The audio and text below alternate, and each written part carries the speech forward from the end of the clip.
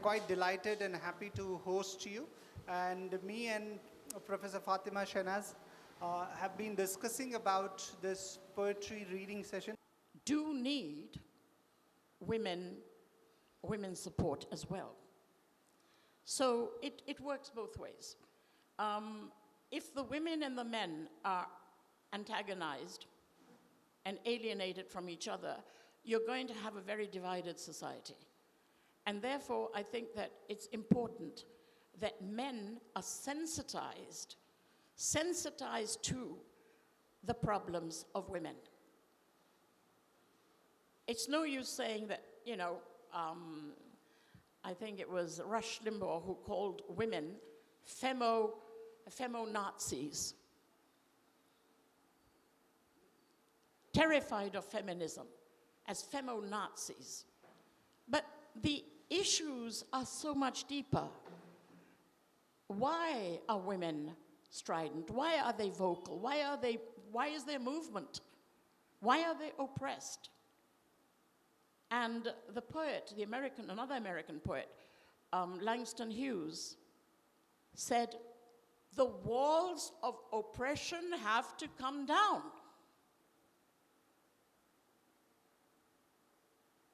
That's why the women are out there. That's why they're fighting. Because the walls of oppression have to come down. The problem is, how? How? How are we going to bring about social change? Of course, Gandhi said, be the change you want to see and all the rest of it. But again, men like Gandhi did not advance the women's movement. I think women themselves realized, in a way, that they'd been cheated of democracy. Because when you talk of human rights, and I have been a human rights activist, I am still, when you talk of human rights and equality, it's not simply men who make the rules, although men do run the world, and we talk of patriarchy and so on, but the women's voice, women's issues have to be taken into account. As women, and now I said Lamakaan, we have marginalized voices here. Well, women are the minority. And if you have minority voices, you have to take into account that women are an oppressed minority and have been for centuries. So it's about time we heard this minority, and just as we hear about slavery, we hear about racism, xenophobia, Islamophobia, you hear about all the different kinds of oppression that exist, or caste system, like the Dalit case. So many people, or African Americans in America, they're still fighting. So those are minorities, but so are women.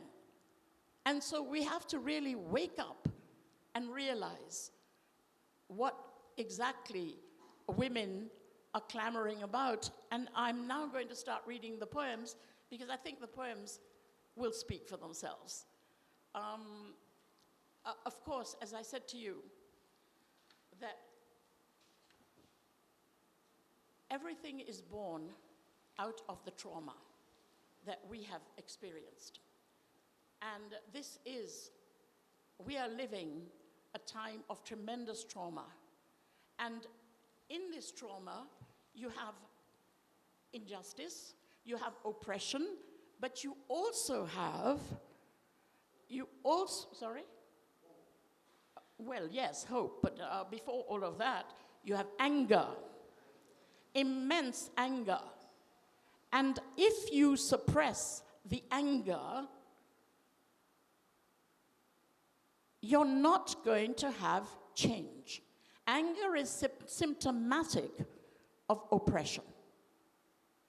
So this is what these poems come to reflect: the anguish, the angst, and the change that needs to come about when you study the female predicament, the female perspective. So I thank you all for being here, and I'm going to start reading from the book that I had initially started way back after NIRBHAYA. And so there is a rather long poem on NIRBHAYA, but a book that I have now decided to call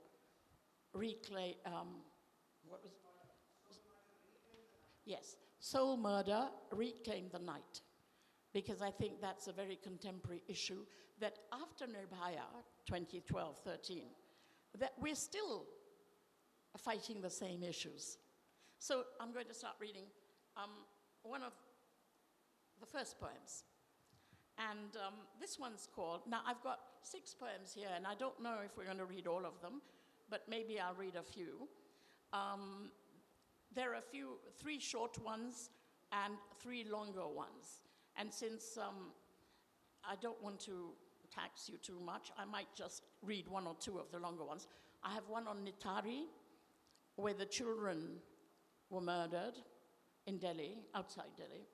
I have NIRBHAYA, of course, and then I have Reclaim the Night, and then I have a few short ones, which are mostly sort of autobiographical and personal. This one's called The Angry Young Women. The Angry Young Women, from I Am a Nation, which is another of my long poems. This poem is a tribute to Dr. Martin Luther King, Jr., the African-American civil rights leader. I'm almost as old as the Republic, some 70-odd plus years, fighting wrinkles, diabetes, Alzheimer's, dementia, and insanity, obesity, and whiplash from the cosmetics monopoly on my body, with scrubs, anti-aging creams, bleachers, mud baths, seaweed, boob jobs, tummy tucks, and plastic surgery. I'm a fetish of weaponized high technology, but I'm still fighting for independence, self-agency, and autonomy. Struggling against the tensions and agony to be free of the rot of bigotry, misogyny, and let's not talk about patriarchy. And though they've broken my bones, desexualized the secret secretions of my biology, body parts crunched like used car machinery, how is it nearly a century into democracy, I'm still struggling for equality? And the truth shall set me free. Oh, I'm no flower woman in millennial terminology, not bargaining for victimhood and self-pity. I'm bionic, space-age, supersonic, though being old is as bad as mold or catatonic. But my story's got legs when all the rest is gone. If you can't hide, run. If you can't walk, crawl. To paraphrase Martin, who's dead, freedom's in the head, and we keep moving. Forward, motion, this side, this oil slick of quantum energy is the whole Indian Ocean. And though the women's movement is a post myth, they say, limping along on broken legs like me, and a fractured shoulder with sundry organs extracted, and our bruised skin and broken hearts, our souls cordoned off as a permanent crime scene. Though I was lynched and left to die at the wayside, I saw stars in the darkness lying in the gutter outside Nampally station, where the cab driver beat me up and threw me under the bus, a woman on the way to work and senior citizen. I heard the mermaids sing, and the wheels of change in the hole in the walls of coal-blackened tandoori-wallas. My corpse rekindled in untold makeovers, reinvention and imitation, playing the sex games of attraction, repulsion, passive-aggressive relationships, though I'm no poster girl for Gandhian, non-violent, non-aggressive resistance. We're just passing ships in Bermuda triangles of non-communication. And though I'm a good girl, I am, lived on the right side of the tracks of culture, class, and cosmography, I'm still on the wrong side of history. But change defines my trajectory, as the reckless soul is more than wisdom. And they're full of it, the crock of shit. I know the oscillating pendulum of my femaleness is change, the birthing and giving, and this unslaked volcano of anger fuels the revolution that is me.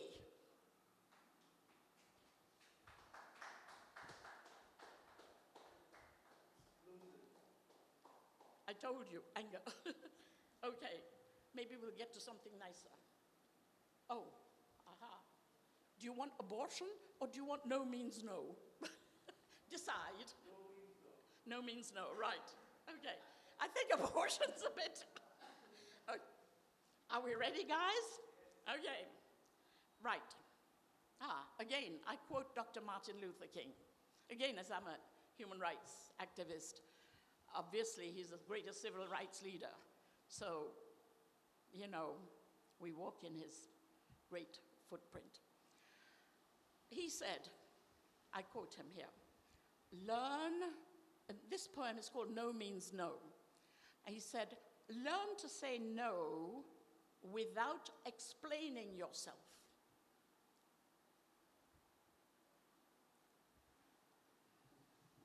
Martin Luther King. What is it about no that turns men on like aphrodisiac for a sick libido? My body's not a Barbie or a dildo, nor a territory hegemony, but a testimony that I'm still alive, though my brain cells look like chicken wire. He's been stalking his prey preternaturally, waiting in the wings for my youth to decay, my skin to fray, though I'm spending more on cosmetics than UN budgets on sustainable development, nutrition, and food for marginalized minorities.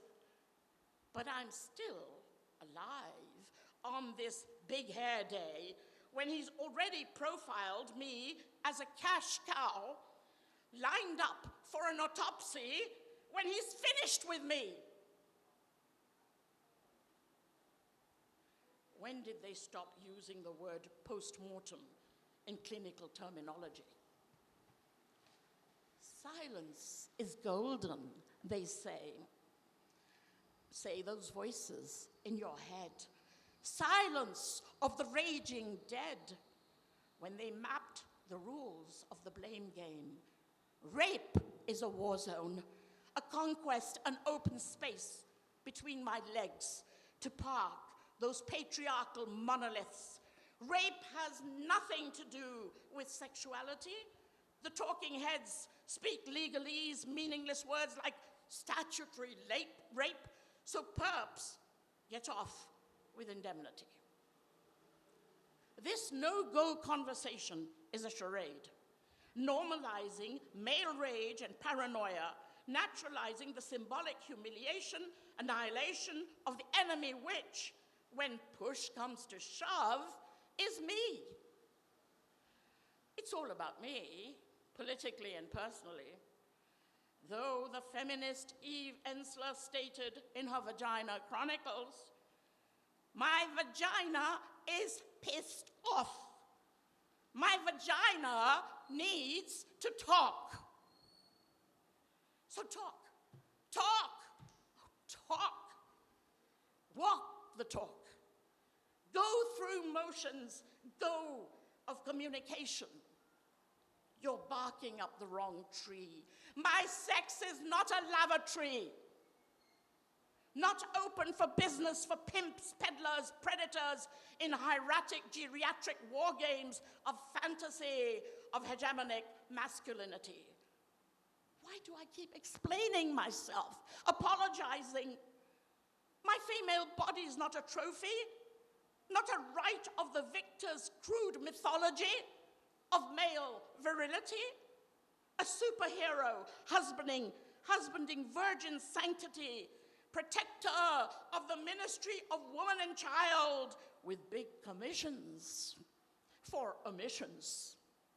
When census and mass sterilizations of minorities obliterates whole species,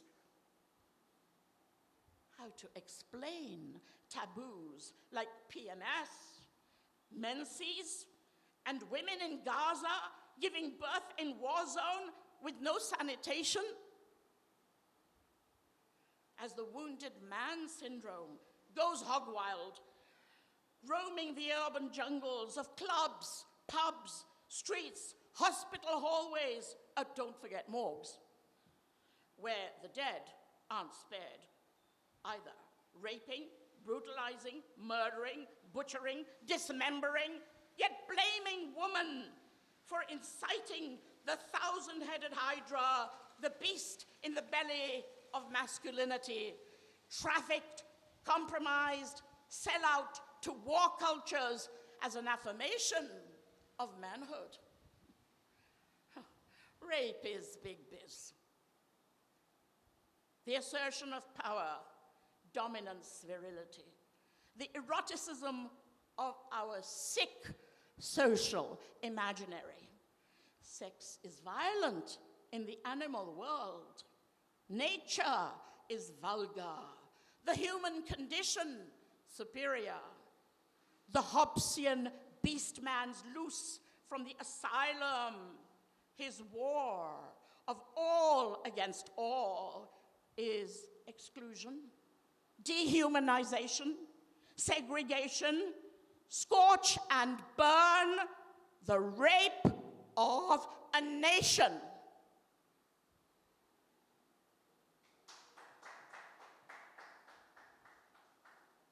Can you take any more? Okay, let's go. Abortion. She came to me one night. She was a shenanigan, a ghost, an ephemeral dream, a voice, a she, though they didn't tell me her gender when they yanked her out of me.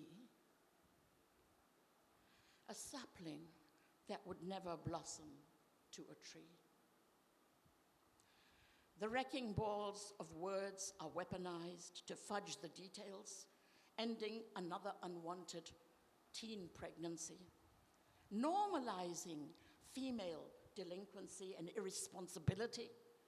Before I got to conceptualize her existence, this intruder's embryonic fire in my womb that I hated as much as I was repelled by the odor of the sweatglands of the man who planted her in me, because it was his right of ownership of my female body.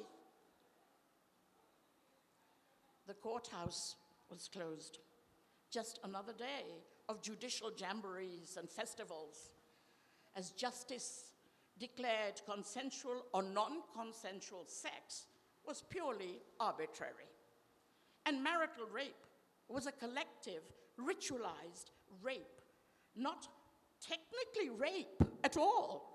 You see, the poisonous pedagogy sugarcoats the lie, a duplicity, as cynical as their forensic fingers probing the unborn fetus clamped on my ovaries like frozen eggs in the amniotic sac of my sexuality.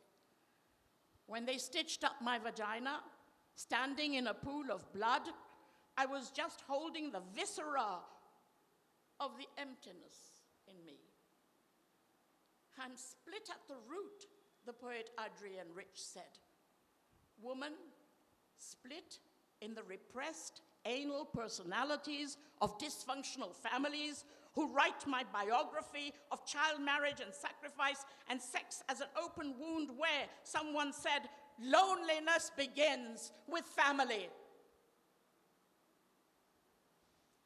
Until the murderers, rapist, or the scalpel will set you free in the final epiphany.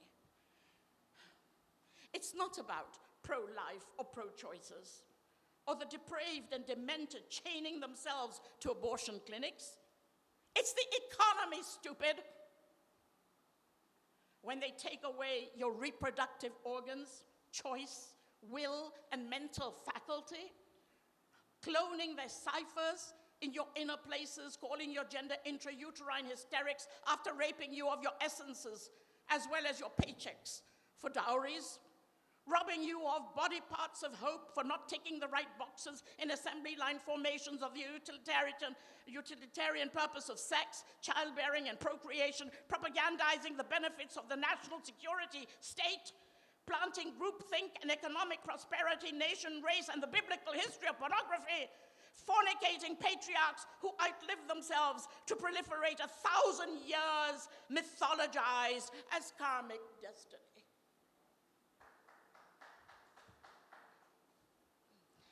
But you're a seed, a fuck-up, a fungoid growth in a stage of impaired, arrested development when they've invaded your uterus, occupied you territorially. You've no identity, displaced from your country, extinguishing the fire in your belly, leaving a haunting girl's voice in your life's snuff movie. Residues of you to be disposed of with medical waste in the trash bins of history.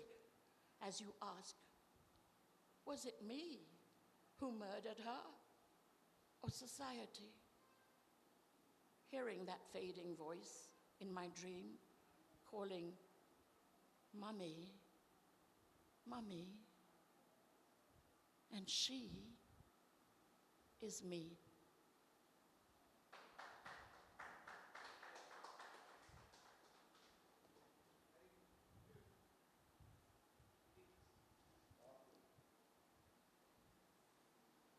What abortion is, you see.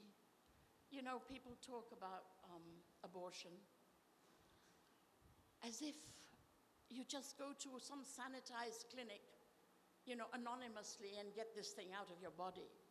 What about the trauma that afterwards that haunts you? Yeah, exactly.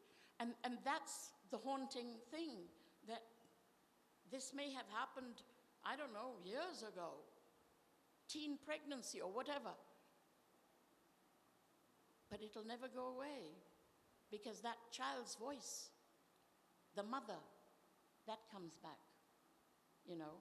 So when you talk, as I said, pro-choice or, you know, freedom and all the rest of it, when you talk about liberation, have you thought about the human factor? Yeah, yeah. Throttled in the womb, exactly. No, it's absolutely traumatic, seriously. Now, more trauma. Shall we go on to NIRBHAYA? because I think that is the sort of like the crux of everything. This is the long one, but it's actually, I think it explains the whole thing about what's going on today in our country. This one is called NIRBHAYA, the Pure. This poem was actually written years ago. And then I sort of like picked it up again when I spoke to Naeem the other day, and I brought it back because it just, as you say, it just comes back to haunt you afterwards. You know, you haven't forgotten it. And the injustice, the issue of injustice, that what happened? Why was NIRBHAYA buried? And why is it happening again and again? These are questions our society should ask. What is this repetitive social paranoia or pattern that, what is it, this syndrome? So we've got to deal with this. We have to face it. And this poem is about exactly that issue. NIRBHAYA, the Pure.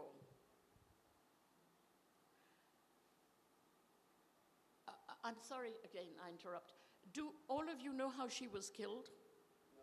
In the bus? Gang rape in the bus? Yeah.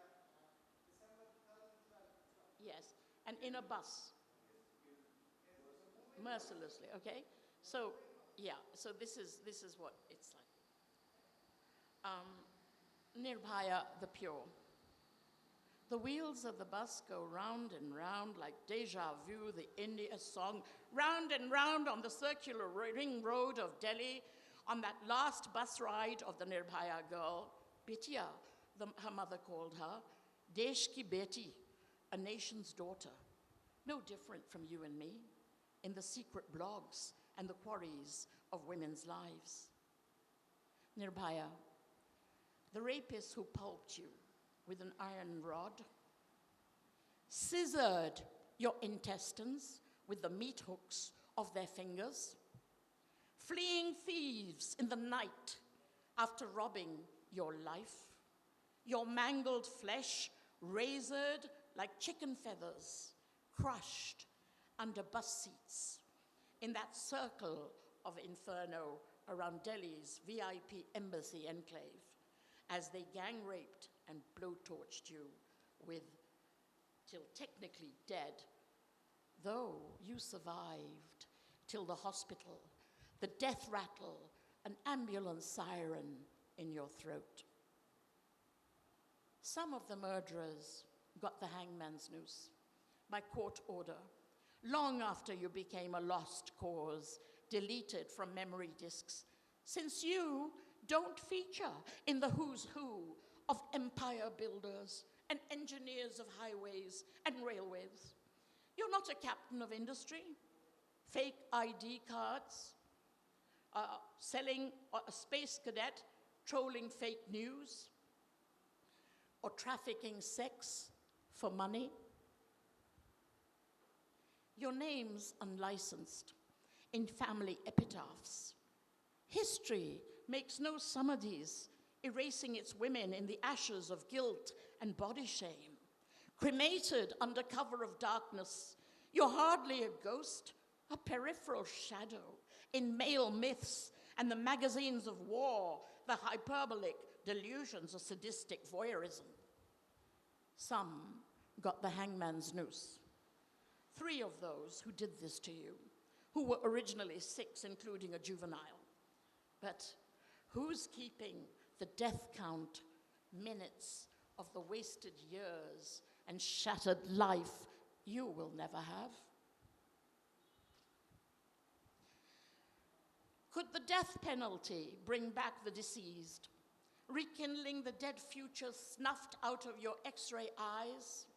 The sabotaged hopes of a 23-year-old's last lingering gaze at the lowly home where she, a small-town girl who dared defy male hierarchies with big city dreams, cutting class barriers on her own merits, her own shining gates of the body and resilience of Indian womanhood. and all the avatars of our gender. The skeletons outed, the damaged goods, Abhaya in Kolkata's R.G Kar Hospital, gang raped. The female myth deconstructed, eaten up by reptilian beasts as the victim's consciousness streamed away in the last sharded glass of blood-stained spectacles. NIRBHAYA, I had forgotten your name. You stood on the pinnacle of something greater than self. Unfiltered and naively pushing the envelope, the boundaries of gender, when you entered the male bastions of the medical profession. An aspiring physiotherapist defying injustice.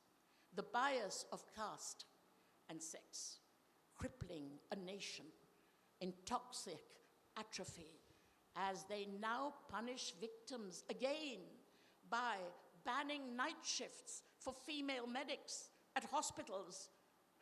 The medicine's worse than the disease. Like putting out a candle by setting the whole house on fire. And still, your voice resonates in a higher place beyond the tubes that entangled you in the ICU till you let go that final day. The flat line on the screen saying that this too must end.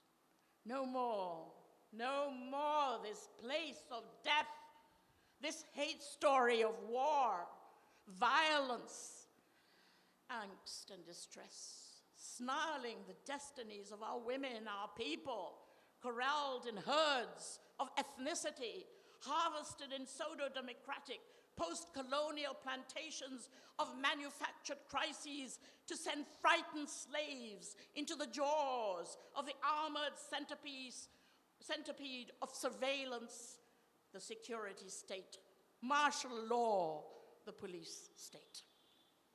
As for other expendables, baby Falak with bite marks on her cheeks, bruises on her tiny flesh, somewhere her grave, only 3 feet in length and depth, one amidst infants dead from neglect, murder, or malnutrition of starving mothers, and Arushi dead in her own bed in Noida.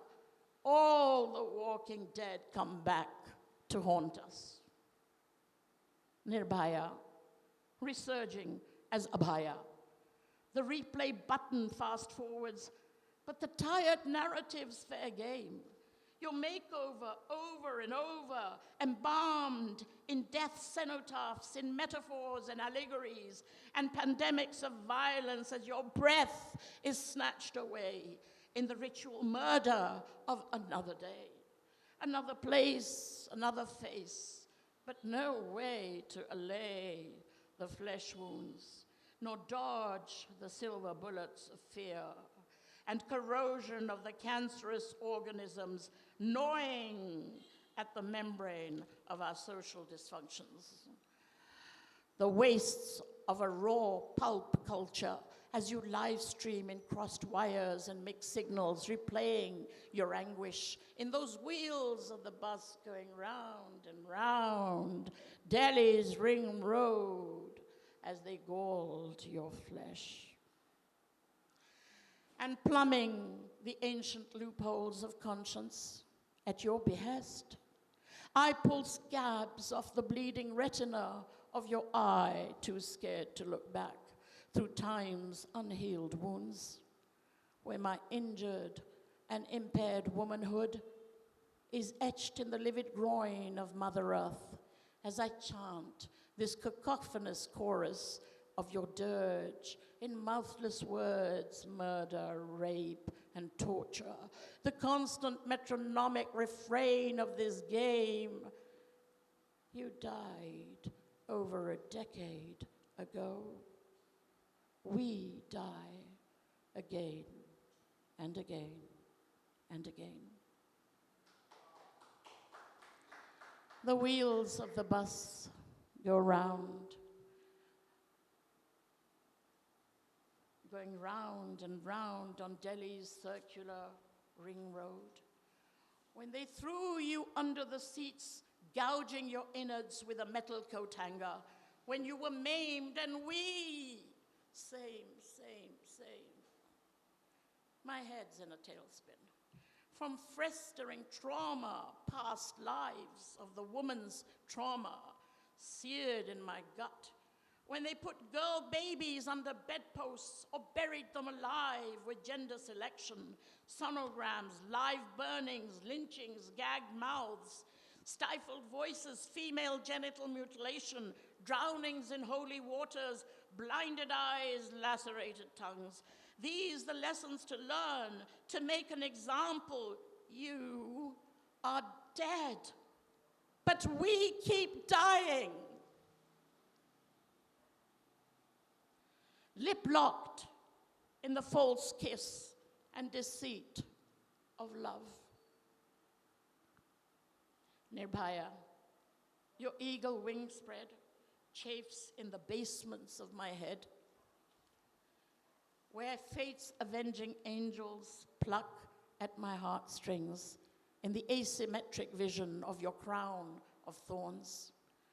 Reliving this cruciform story in arteries of my blood, when they told me I was cursed for being the wrong gender, for surviving cancer, when it was easier to let go hope, as the wheels of that bus go round and round. But how to make those voices go away? Should I slash my wrists?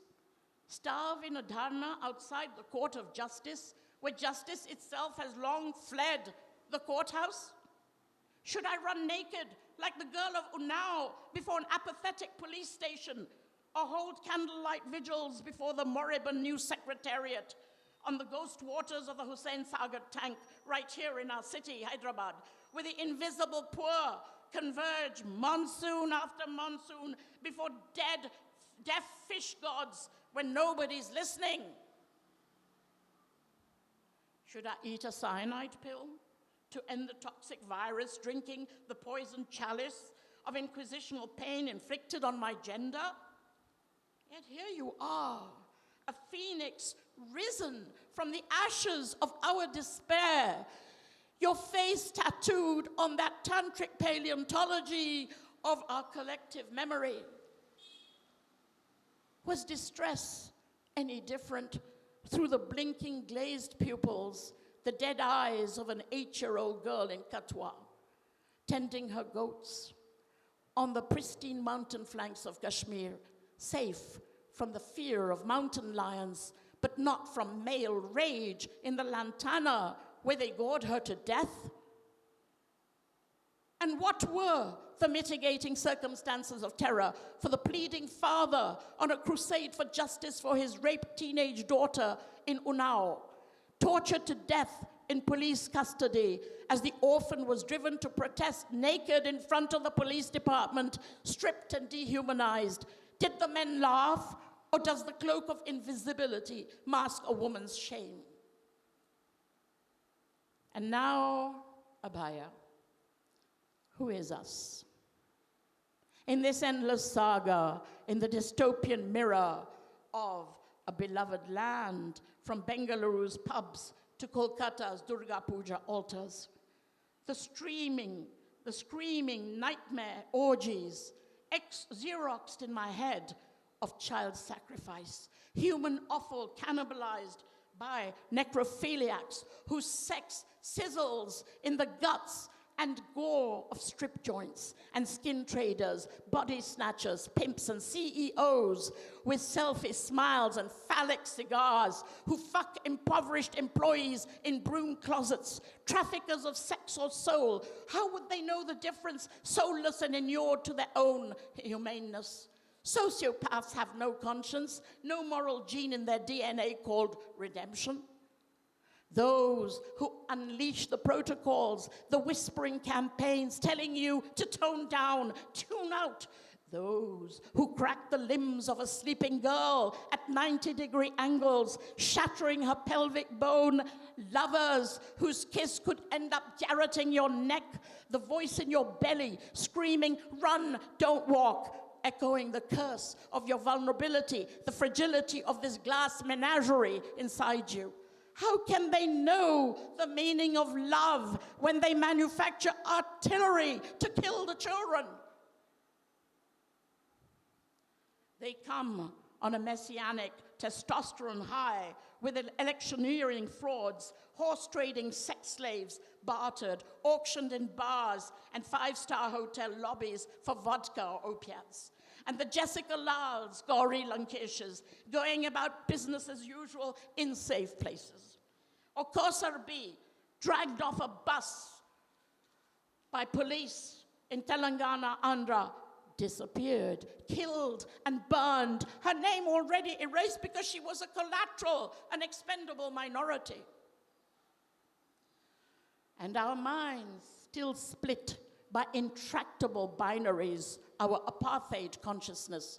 He, she, them, us, Hindu, Muslim, Christian, Jew, haves, have-nots, race, class, caste, gender, majorities, minorities, glacial moraines in the man caves of zero-growthers and demographers, mass-manipulating spin, arbitrary elections, ethno-democracy, the brain-dead calculus of census politics, displaced minorities in the opaque nuances of double standards, the ambiguities of human rights in the first world for subhuman species in the third world who have none, forgetting the warning of civil libertarians like Dr. Martin Luther King Jr.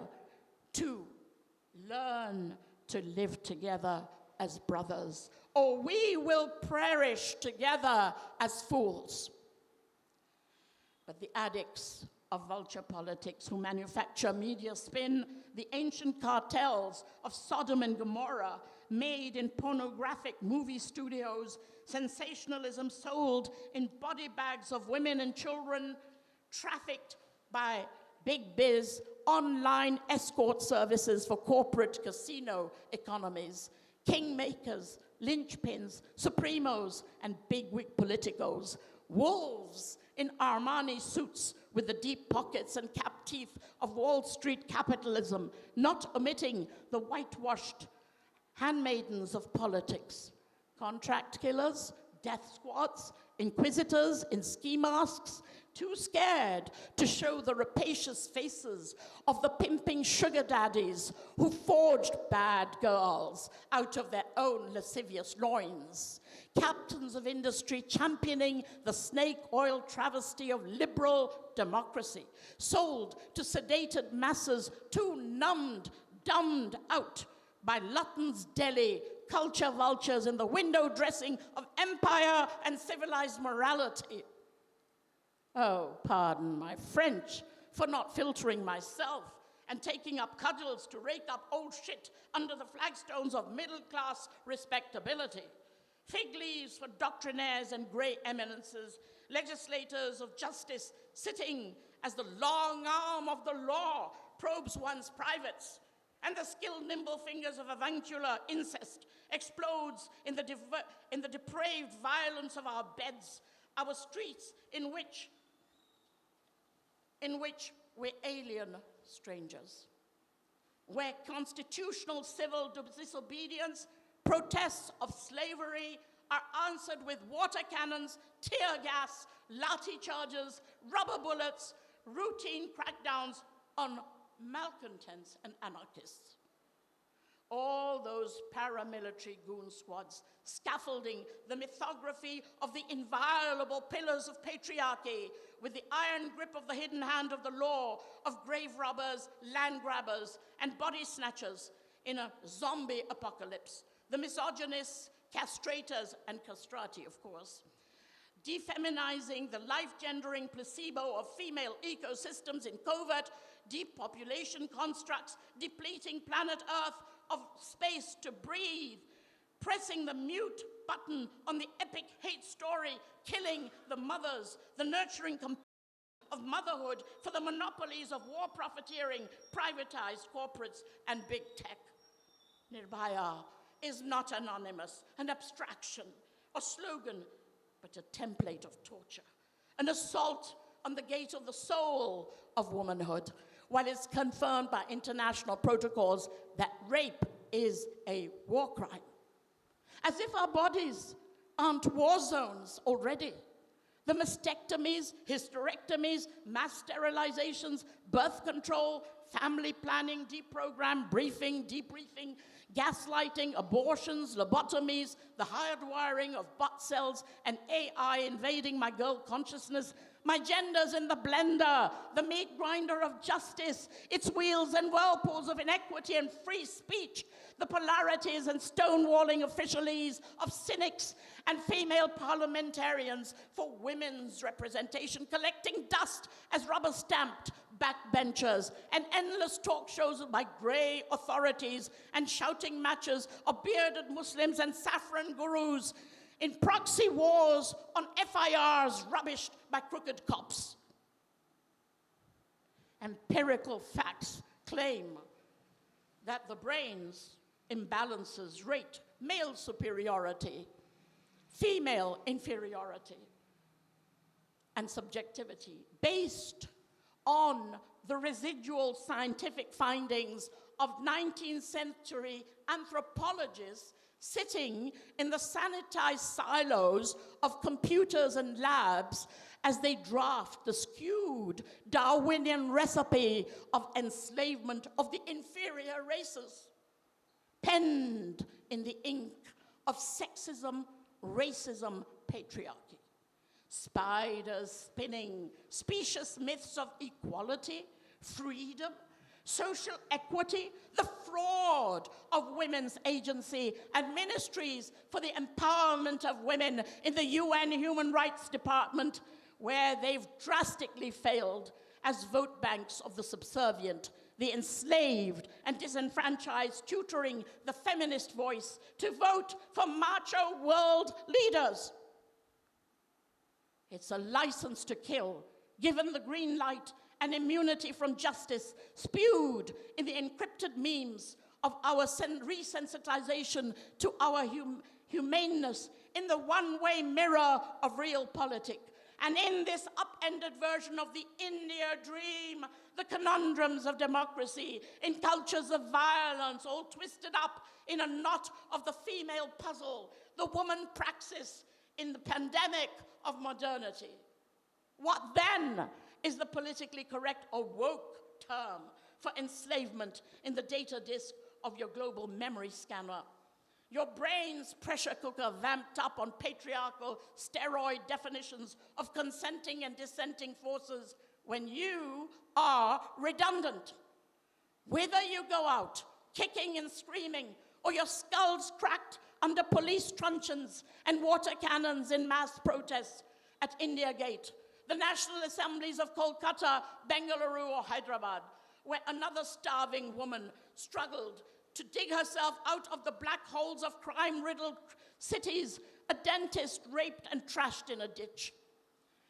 Whether they make you run through village lanes like cattle, or Dalit women tonsured and naked, or displacing invisible tribals from their territories, and making you go to the gas chambers, meek as lambs to abattoirs for slaughter, or whether you howl at the temple gate for admission to worship the Lord of all things, molecular, mineral, subatomic particles in a universe of animal and human, it is irrelevant in that other frame where you are all minorities, where you don't belong, where you're always othered.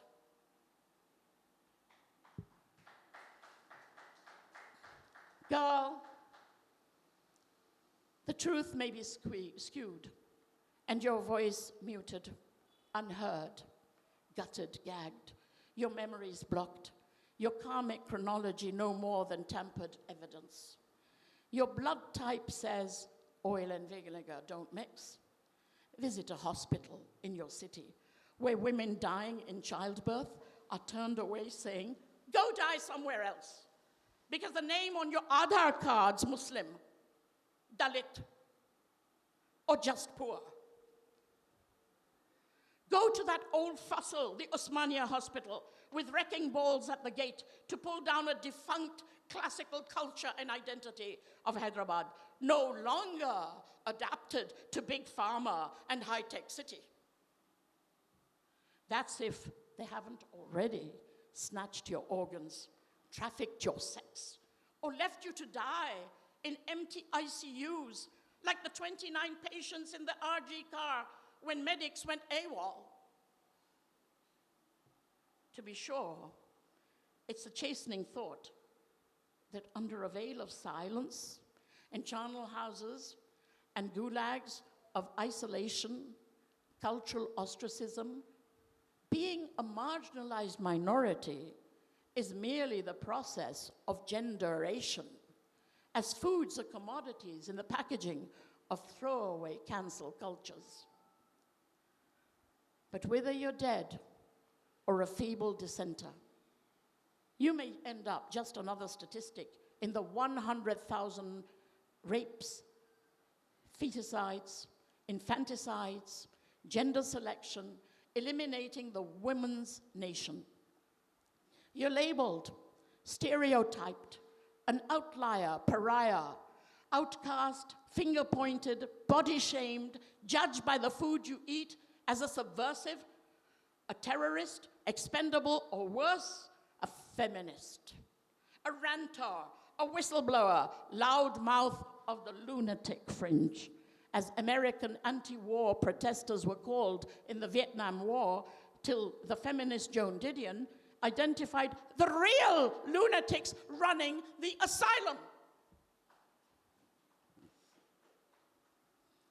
You're a persona non grata, a face in the crowd, a displaced person, millennial damaged goods, the collaterals of wars neither of your making nor undertaking, when you'll be unremembered in zombie police departments as history's ephemera. You open that old Pandora's box of dusty family albums of dynastic politics, where your birth is accidental, with strange, inflated men in portrait galleries looking the other way, frozen and forbidding, their gun-twitching trigger fingers on the nozzles of power. A gallery of male ancestry for whom you're the shame on the family name. A deadweight embarrassment, a social liability in the pure genealogical trees of inbred species like the moronic sons of big mantris and ministers spinelessly stuck in old think. They are the plastic effigies of the spinal cord presented to cops by protesters in Kolkata. They are the spinal effigies. Leadership shrunken in a pitiless cosmos where soulless sculptured statues are erected of those ugly, heroic men at crossroads and lake shores all over our city, male idols in a necrophiliac nightmare, or just metaphors for little boys' fears of death. Still, intrepidly, you march on, blazing your Olympiad, breaking glass ceilings, building monuments to free choice and tomorrow's nation for our children, whose requiem you hear in the injured dreams of your daughters, from the steamy bogs of cities, rekindling the hopes of our fettered sisters still lingering on this benighted shore, but now reunited, elated. You're the hero in the great female meta-story, Desh Ki Beti, India's daughter, NIRBHAYA. Your voice echoes in the darkness of our unlived futures, never to forget the unslaked fury and the serendipity of female destiny. making you who you were, will forever be NIRBHAYA.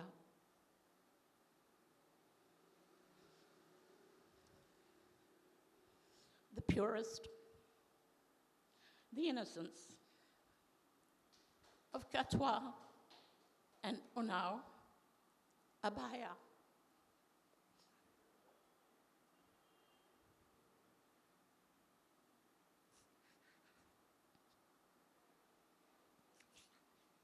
Rahila, you're 3 months, 8 years, or 80 years old.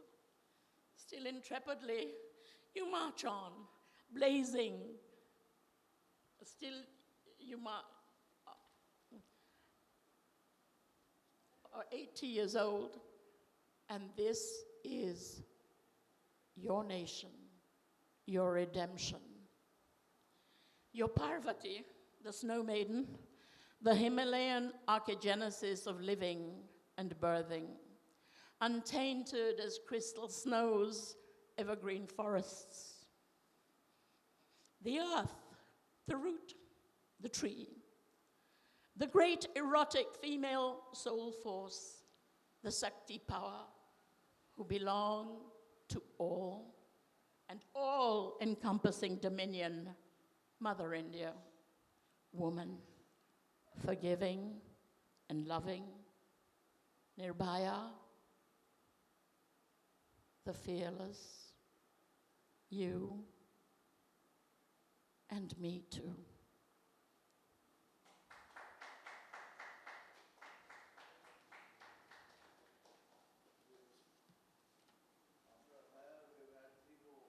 Huh? Sorry? Yeah, so we'll use the microphone. So that you can also be recorded. So Fatima, since those 10 years back of Abhaya, we've had so many more Abhayas who have actually emerged in the society. Sorry, what was that? After Abhaya was, the Abhaya's case, the NIRBHAYA's case was over, we have had so many more cases, you know, the Hathras I case. mentioned them here. We have had the Baby Falak. Ankita case, and then we have had these latest 2 young girls found hanging on the door, on the thing. Then we had the Hathras case, then we had the Bakrewal girl, shepherd girl. I mean, we don't know where the society is going, what the hell is happening. Exactly. And there is no attempt to correct yourself, to sensitize yourself, to actually appreciate what you're doing is demonic. And maybe our voices are not heard. That's a bloody problem. The problem is that the people who are doing it are ignorant of their of the rest of the people who are wanting them to stop. How do we reach? They won't listen to poetry. Yeah. They won't listen to poetry. I think this poem, as I said, it sums it up, is that the crisis is systemic. We mustn't look at one woman or 2 women. It is a systemic crisis. We look at the judiciary. Does it support women? We look at the police departments. Do they support women? Of course. Society is there. The first thing is the society. The society itself does not respect women. And the It starts ministry, from there. the Ministry of Women. It is and them who make up the remaining institutions, whether the politics or the executive or the judiciary. You take the Ministry of Women, you take the Commission of Minorities, you take all these people. What are they doing? Look what happened in Manipur. What was that supposed government department of women affairs or women welfare? Constant. Rekha. Bollywood, I mean, Ridiculous. Sri Devi and all. Look at the sort of movies that they're coming out with. I mean, Sri Devi, such a famous actress and just disappeared. Who talks about her now? And she's also cremated. This cremation thing. Comment or two. For those who have joined just now, let me quickly tell you that Professor Fatima Shahnaz read out 4 poems. This one was the longest one, called NIRBHAYA, and it ran into several verses. That also triggered, I think, a lot of debate within us. I mean, people are agitating. Yes. I think Sanjay Gadale sir was also trying to understand where are we heading towards. I mean, it's been 12 years now, and there is no stopping of the rapes in India. So please feel free if you have a comment or a question, or you just want to reflect anything. You're most welcome to do so. Did you know already, I don't know if you know, that I've mentioned it in this poem, that the government has said that marital rape is not rape? Have you heard that? I mean, that is like one line is enough to knock everything out. Because the Supreme Court had said it was holding. My God, I mean, sorry? The reason? Oh, wow, that's... yeah, I got it. I got what you said. So in the affidavit, they have What do I think of the reason behind this? yeah, they have given multiple reasons. Now you're getting me into politics. And why are you putting me in the hot seat? You have gotten yourself into politics way before us. The political is personal. You heard that, right? I said it. Am I being evasive? Shall I really have to? Are you putting me here in the... I mean, I feel like I'm in a firing line here. Okay, right. What is the political agenda of this country? What is the political agenda? May I? Yeah. Ken, do you have something to add to it? I mean, no. Yeah. The political agenda now. I don't like divisive politics, and I don't like to polarize, because by polarizing, we are actually playing into the conspiracy. So if I speak, the government's against the Muslims, or this is against the Hindus, or whatever, you know, I am actually fulfilling that extremist agenda. And extremism is terrorism. So our country and the average public is constantly subjected to this psychological warfare, which is like a form of terrorism in itself, right? So now, what is the agenda? Why the government would say such a thing? Well, it falls into the pattern of a theocracy, if you want. A theocracy. A theocracy meaning a religious state. Whether you call it Hindutva or Islam or whatever. But any religious state or any ideology, demographic ideology, like, for instance, the Nazis did the same thing with the Aryan, produced the Aryan babies, the perfect blonde, blue-eyed baby, the stereotype, right? So now, something like this, a law like this, that marital rape is not rape, is patriarchal, number one, patriarchal. And I'm not yet attacking religion at all. Now, why the current government would say such a thing is that Hinduism is the people, the Hindu population is being antagonized, and a sort of siege mentality, a fortress mentality, which happened with the Aryan situation where they wanted to produce blonde babies in Germany to have a more German population, right? So whenever a demographic group is diminishing, then certain forces, they could be religious leaders, they could be racists, they could be anybody, government, would come out and start saying, produce more babies. Produce more babies. Now, ladies, here is the situation. You women are getting too smart. Young women know now about birth control. So therefore, young women are marrying later, age-wise, or they're not marrying at all. So that means the population is not going to grow, right? Therefore, if you resist having a child for the next 6 years of your career, because you're career building, you can be raped by your husband.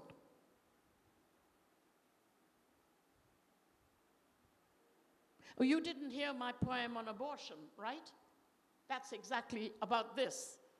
The fact that a teen girl who hardly knows what she's doing is maritally raped. And then she has to have this abortion because she's too young or something, you know, whatever. A child bride, you know how it is here. And the girl has to have this abortion, and she is traumatized her entire life because this baby she lost comes back to haunt her. Because A, religion tells you it's a crime to kill a life. So then she sinned by having an abortion in the first place. Then society tells her she sinned. She's stigmatized. So, you know, it's really a very vicious circle. So this issue of marital rape is totally primitive, number one.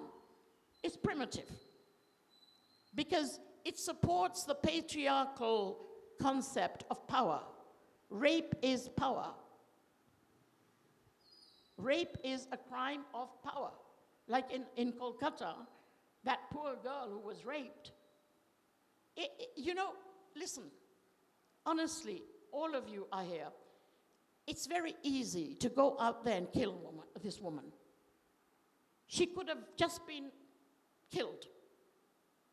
Why was she tortured?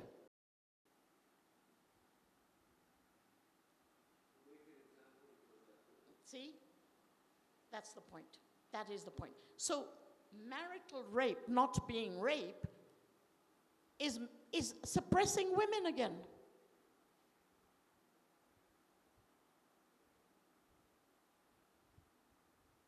It means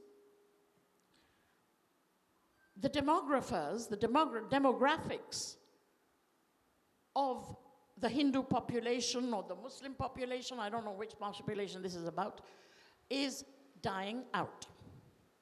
In any case, the Muslim population's dying out because a lot of Muslims' brain drain have gone abroad. There are no men for the Muslim women around, and Muslim men are marrying Hindus, and so on and so forth. So there's a crisis within the Muslim society. Now, in the Hindu society, globally, it's a minority. Globally. Because the great religions, the big religions, are Christianity and Islam. So this is a demographic thing about depopulation. Keep breeding. Keep breeding and don't go off there because you're getting independent. Women are getting independent. They've got money. They're leaving the house. They don't want to be housewives. Rape. Keep them, you know, barefoot and pregnant, as the old saying goes. And it's very, very, it's very, very primitive, as I said. It's really primitive. I mean, women should have a choice. Whether they want to have a child or not, it is their human right to have a choice. I mean, you know. But in the affidavit, they are not saying that women don't have a choice. They are not treating women like a property or anything. Have you read the affidavit though? Like No, which- I've just heard that the Supreme Court was downturned Yeah. and that the government said that marital rape is not rape. Yeah, that is because of the sensationalism in the I see. media. Okay. Because the thing is, like, let's say as a media person, I have to upload a video every day. Right. So you don't get that much time to research into it. Of course. So a lot of flawed things go into it. So it's about refuting an argument in the end, right? So they made an argument like whether it should be criminalized or decriminalized, right? So to refute that argument, we should know what the, hang on. To refute an argument, we should know what the argument actually is. And for that, we need to know what the center said in the affidavit. Listen, excuse me, all of these poems that you've heard Yeah. is talking about double standards, about how even language has been distorted to suit the agenda or the patriarchal agenda or whatever agenda it is. So the point is, right, criminalized or not criminalized, all this is words. The fact is that if a man, and we're talking, let's say, out there in rural areas, goes and rapes his wife, and the woman goes screaming and saying, you know, he raped me, she hasn't got a voice. The government should support, I mean, whatever the words, the legalities of it are, the point is it has a tremendous power on those men who are going to, on interpretation. Interpretation. I'm not saying that they haven't said these clauses. I'm not saying that. But I am saying that when you go over the Supreme Court,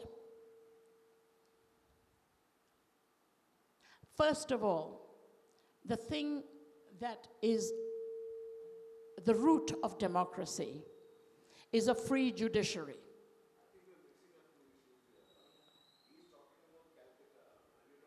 No, he's not. No, I've understood. I'm not talking about Calcutta. I'm afraid I wouldn't mix up any issues. You see, my problem not talking is, about Calcutta. no, I wouldn't mix up because my problem is I shoot off the hip. I'm extremely direct. Don't give me double talk. Am I right, ladies? I mean, we are tired of double talk. We want action, and we want direct action. I mean, you know, it's very easy to say, yes, but. Women have heard that too long. In your perception, Excuse me. Yeah. I'm sorry I'm interrupting you. No, And please because go I've ahead. been holding a very long time. I've been I waiting wanted to hear it. Go Yeah, on. yes. Thank you so much. Thank you for giving me this opportunity. Where are we heading our nation to? Sorry? Where are we heading our nation towards? I'll give you a small example. In 2012, there was one of the advisory minister who advised to bring a law from Saudi Arabia. 2002. 12. 12. And 12. what was the law? For a rape, he should be hanged till death. That was a Hang on. This By the came from opposition Saudi Arabia? by our Indian opposition government during that time in 2012. I don't want to name No, that. why did you mention Saudi Arabia? The reason because as we wanted to know the root cause and if we want to have come towards the solutions, the solution could be, I'll give you a small example. It's not like a frog in a hot pan. What I mean to say is, are we being so much comfortable that we are entertaining on a daily basis? And this is growing in such a way. Go ahead with Bilkis Banu, go ahead with Unnao, whatever it happened, name a lady, gang raped, more than 13. Still, like recently she got a judgment, recently she got. So this is what, so what I need to say is, first, it's not about inequality of sexuals. I'm not speaking about any like religion. I don't want to be any racist. I'm not pointing out any race or any political party. What I mean to say is, what could be the solution for this? A solution should be coming from the same what we are facing. And the solution would be extreme punishment.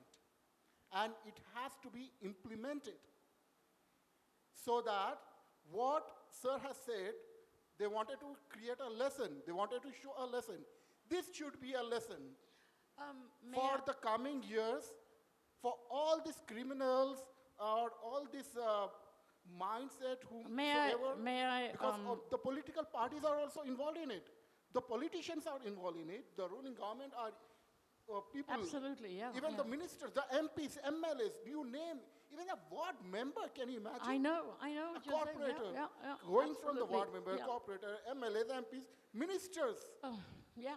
Where I do you know. want to stop? The lawmaker. Hi, good evening. You are working up. I would just take some of the stress off of her. She's been Yeah. pulling through for quite a while.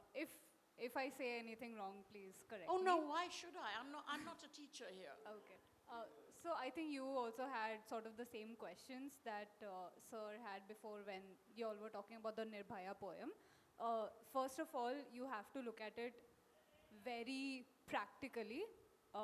Yes, you're talking about capital punishment, and just yesterday or maybe today, Yes. today it was said that the center opposed the capital punishment thing that was passed. Capital punishment. In where? No, not marital rape. Capital punishment for rape. Because of this Kolkata case, they suggested capital punishment for rape. Calcutta and court, who- okay? And the center opposed it. It was opposed yesterday. Oh, please Okay. stop. Oh, just stop. It's.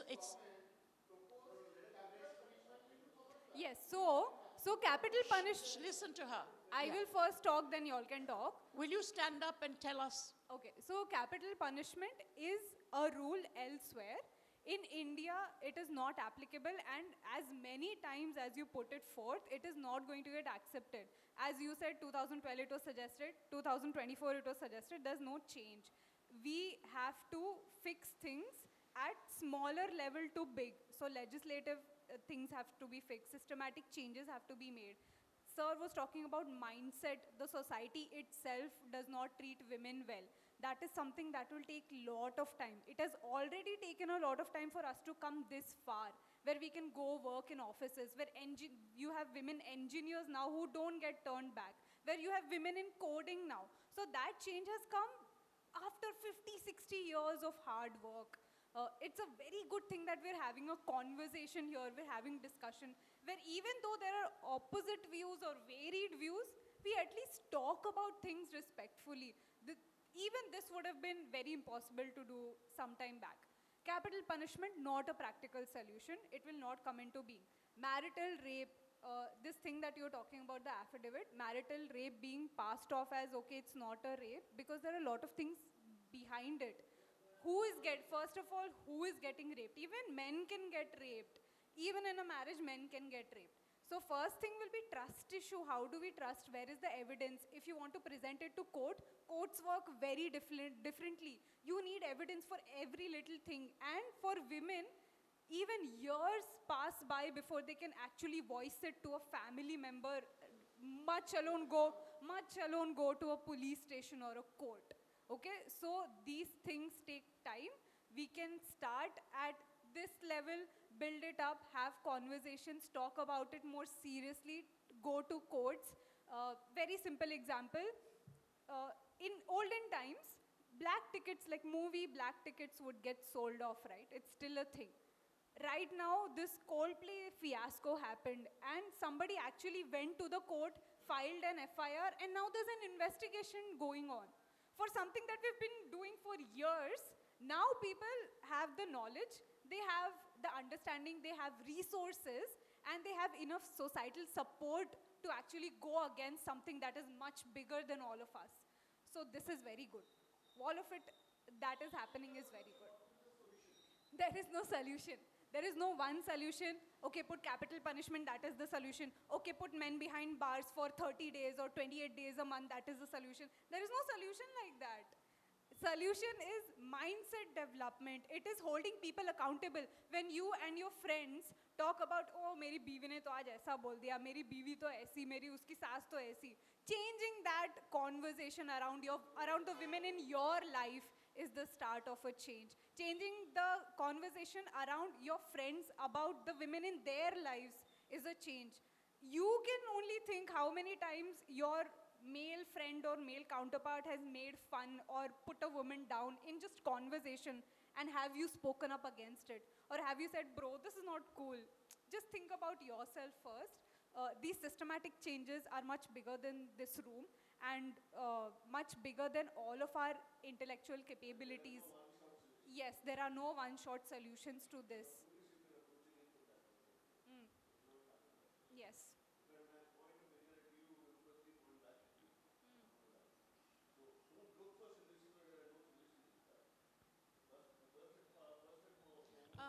You know, I think she said something very important right there. And thank you. Thanks so much. No, but that's why, Articulate, very articulate. this is why I came here and I read such poetry, which is very, very risque, very daring. Why? Because I want people like you to dare, to be able to speak out, to oppose. And you said something, you said that the whole conversation has now changed. And this is what I was telling you and both of you, that yes, you may be right legally on those legal bases, but the point is that the conversation has always been one-sided.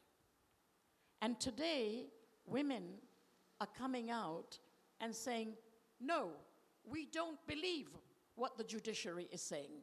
We don't believe what the court has said. And if the court has said, or the government or whoever, that those characters in the R.G. Kar should not have the death penalty, you see, these are very, very sensitive issues, because there are millions of women out there, including men like you, who are very upset about this. And their voice, their vote, should be taken into account. You know, you see what I'm saying? Is that you can't just have blanket laws coming out. Okay, marital rape is not rape, or this is not that, or you know, all these loopholes in the judicial system. I think that the country cannot be taken for a ride anymore. No, we can't. NIRBHAYA was, since NIRBHAYA, how many, just the week of R.G. Kar, 2 little girls, 4-year-old or whatever, in the river, and this one, and the three-month-old baby. And then the woman chopped up in Bengaluru. Please. I mean, this is becoming absolutely sick. It is sick. It's systemic violence, you know. So when the government hastily, and the Supreme Court hasn't even finished yet, hastily says, oh, let them off, or do this, or do, you know, so you heard I went to Nitari, okay, and I have a poem here, and I'm not going to read you any more of my poems, because you must be exhausted. But I will tell you something, that I'm sure, since you know this legally, that the CBI let off Moninder Pandher, the man who owned the house where dozens of children were murdered. Their torsos weren't found. You know why? Because the torso is the area where their organs So it was organ harvesting, so all they found were a few bones and a few skulls. Right. Which case was this? Sorry? Which case was this? Huh? Which case was this? I don't know. Oh, Nithari. Around the children. 5 years back? When Oh no, Nithari was in 2006. I was there. I went there. I went to that wretched house, really, honestly.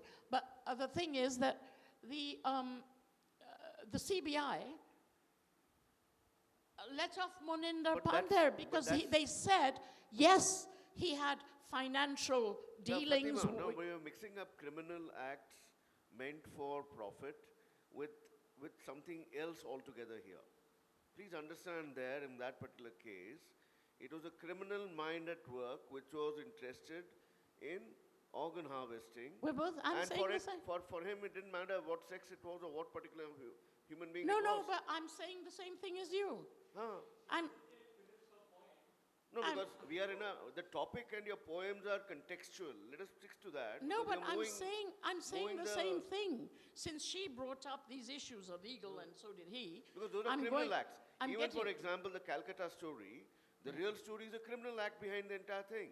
The whole system over there has been defalcating the medicines that are meant to be utilized there for certain requirements, and she was privy to the fact that this entire story was happening, and she wanted it to be changed. And the rogues which were involved along with the government, and that is what shocked me when we hear a person like Mahua Moitra talking in favor of that criminal who actually came on board. And that is when we knew that the mess was very deep in that entire system. So, and then just to eyewash the whole story, she comes up with a new legislation and passes a new legislation about this That's entire right, crap. exactly. So yeah. this is a fraud of the highest order Absolutely. at a societal Cover up. level. Cover up. It's a societal level issue. It's a diseased mind operating over there. We can't just put it back into a Excuse simple... me, we are not just talking disease mine, we're talking money. Big money. Yeah, money People are paid. It enables.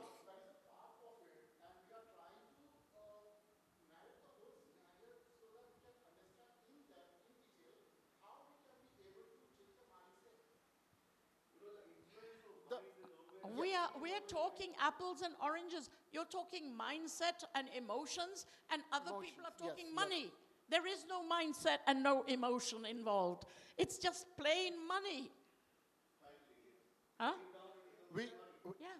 Yeah. So if there are Hey, any a few other- children sacrificed because their organs Yes. are taken out. I mean, So, in the paucity and the interest of the time, what we'll do, if there are any new comments or any new reflections or queries or questions, are most welcome. but I just wanted to say, yeah, as so- to continue what she said, so we final must remarks. have a conversation where we do not continue with what lawyers do. What lawyers do is they obfuscate the details. We've got to get to the point. Get to the disease. Get to the disease. The mindsets. Get to it direct. No more excuses. No more legal loopholes. Either, yes, you may or may not be for the death penalty. It's possible, right? But the point is, all these legalities that so-and-so says this and that minister says that, listen, पूरी बुट्टी है सो एक ही है क्या करना है सो क्या वकटी वकटी बोलते तेलुगु में वकटी वकटी Ma'am, I'd like to add something. वकटी वकटी it's the same thing. Hi, ma'am. Yeah, hi. Yeah. So I'd like to add something. I loved your poems, especially what I've come to understand the discussion is that to view rape as a end act is wrong. It is more of a symptom of a bigger issue that is underlying in the society. More of a simple or? It's more of a symptom. Yes. It's less of the actual problem, the actual ailment itself. It's less of the crime itself, and it's more of a symptom. May I say something, Naeem, and go on with this? This issue of rape in India. India has now become a rape capital of the world. It's like everybody knows it's pretty bad. I mean, the issue of rape.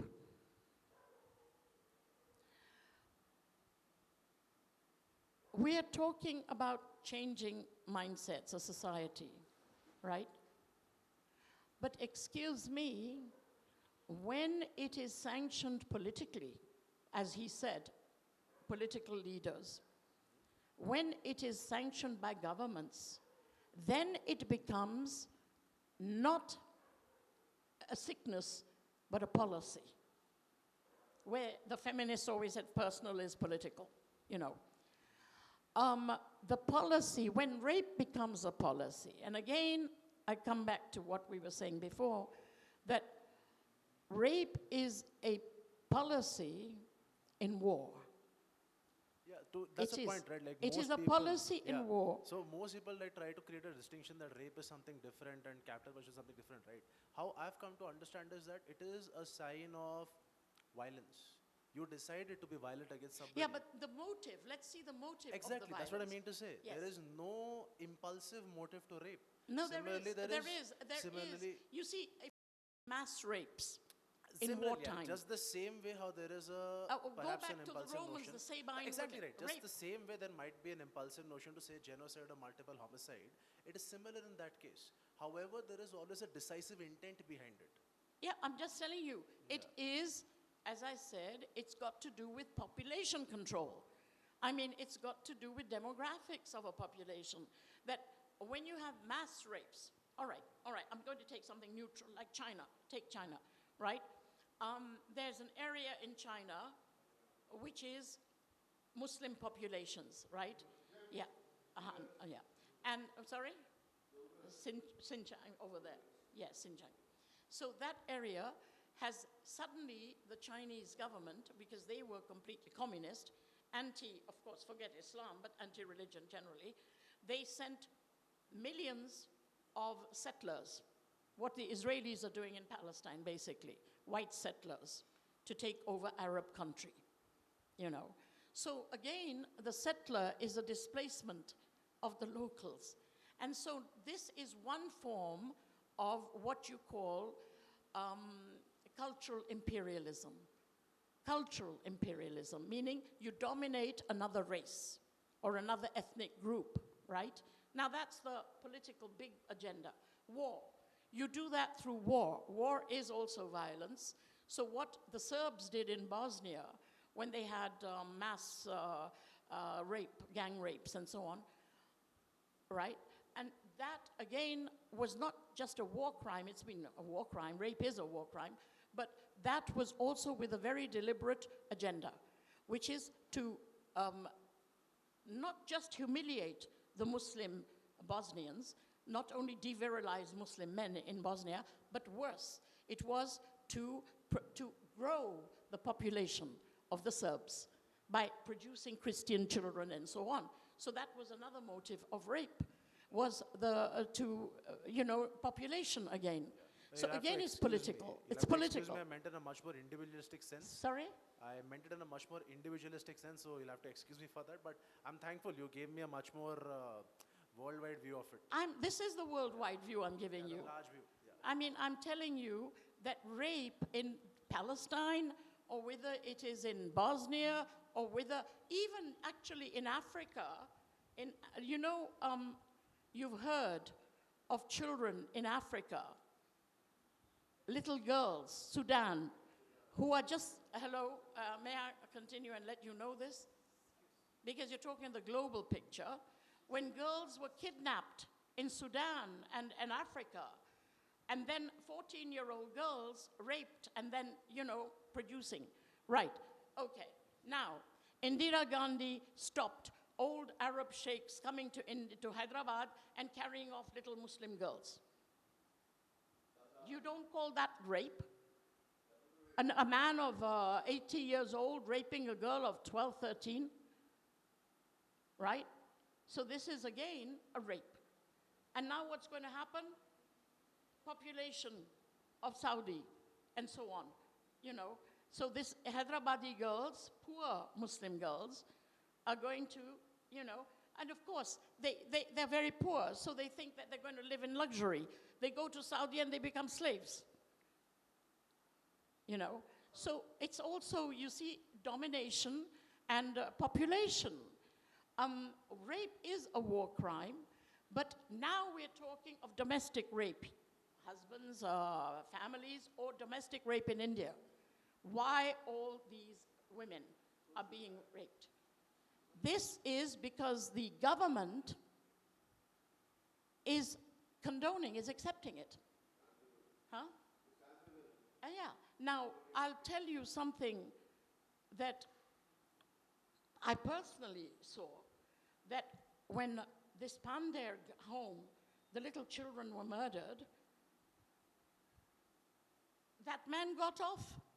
He's walking around Pandey, whose house. I mean, I saw the thing, the pieces of body, but this man is out. Why is he out? Do you know why? Because the police inspectors and this and that, they were all going to his house. Everybody was being paid off money. So rape, you asked, what exactly did you want to know about that rape? So if you tell me precisely, and this is the global picture, let's get back to your question. What is that about rape that bothers you? No, I think we'll take it offline. So yeah. Oh so yeah, please, yes. I want to ask you that. Great. About. So, okay, so thank you, Professor Fatima Shahnaz, for this very beautiful recitation of poetry, your own poetry, and that was more like a performance to me. It was really indeed, with the kind of diction that you had, was marvelous. Thank you so much. So thank you once all. again. Thank you Yeah. all. Thank you. And everybody, honestly, please don't be afraid to attack me. I love it. I love a good fight. And, and you know, I think we've got to have that fighting spirit. We've got to go out there and argue with each other and tell each other, but we don't kill each other. Yeah. We agree to disagree. Agree to disagree. You know? Absolutely. So on that note of we all agree to disagree, we'll call it a night. Thank you once again. Thank you Professor so Fatima. much. Yeah, thank you.